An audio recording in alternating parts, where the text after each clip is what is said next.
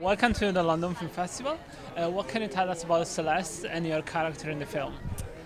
Well, I guess Celeste is sort of like an existential drama set in the backdrop of a tropical rainforest with Schubert to kind of delight the audiences. It's a quirky, unusual, beautiful, dark film, and I play an opera singer who's orchestrating her final performance. It was actually quite emotionally challenging.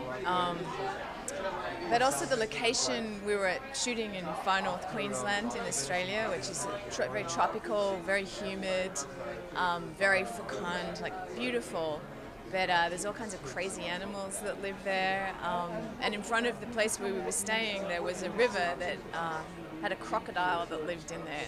So that was always a bit sort of kind of exciting to go for a morning walk and know that you might never make it back.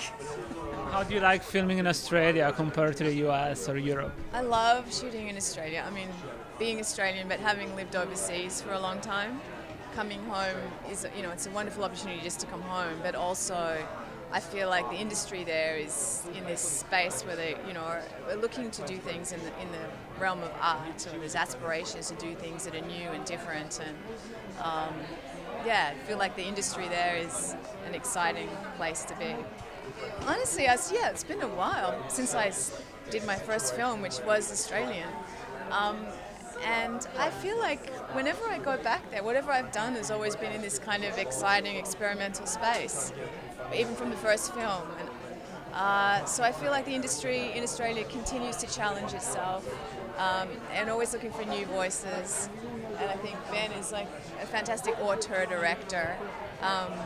I've been lucky. The projects that I've done there, I've generally worked with these sort of interesting, quirky auteurs. And maybe I've been graced, but I do feel like the industry is open to experimentation. And what makes Ben stand out from the other directors, in your opinion? Well, I think most recently in the context of, I guess, the Australian film world, he's doing something in a sort of female space. I feel like there's been sort of this gridlock recently with films that have been sort of violent or dealing with the underculture, subcultures, sort of, convict kind of subject matter. And I feel like he's doing something pretty out there. So who's the director you dream to work with? Alfonso Cuarón. So many interesting Mexican directors that I feel like that's sort of where I'd love to have an opportunity. And I actually just recently made a film in Mexico, part of this Romanov television series.